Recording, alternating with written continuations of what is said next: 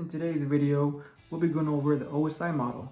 In particular, we'll be going over layer 1 and layer 2, which are the physical layers and the data link layer. Let's get started.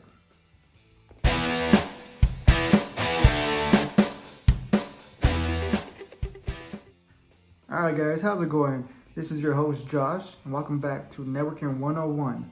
Now today, we'll be going over the OSI model, but like I said, we'll be going over the first two layers, which is the physical layer and the data link layer. Now, the technical definition of the physical layer is defined as the lowest layer of the OSI model, and it deals with the most physical stuff possible in networking, which is the cables, which is all of the bits you will find.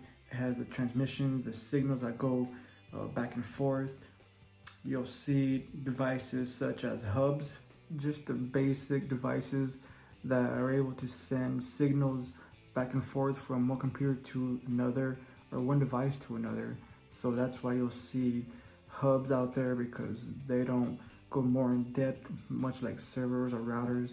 Hubs are just there and they transmit signals back and forth. Now let's get into the second layer of the OSI model. The second layer is going to be the data link layer. So the technical definition of the data link layer is right here, but more or less what the data link layer does, it kind of catches the errors that the physical layer sends. So the signals that go back and forth from each connection of the physical layer, the data link layer go ahead and it catches the majority of those errors. So you'll see devices such as switches, you'll see multi-layer switches go on to the layer 2 of the OSI model. You'll see a bunch of those. Now, you'll see some routers go into that category, but more or less you'll see those in layer 3. But we'll go more in depth in layer 3 in the next video. But for layer 2, we'll just stick with the switches, and we'll go more in depth of what they do in terms of sending the data back and forth from each other. So basically what the switch is, it holds all of the MAC addresses for all of the devices within the network.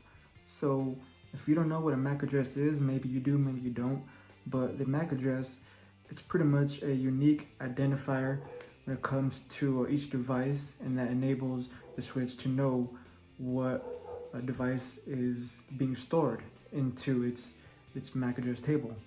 Now, like I said, those two layers are just the basic bottom levels of the OSI model.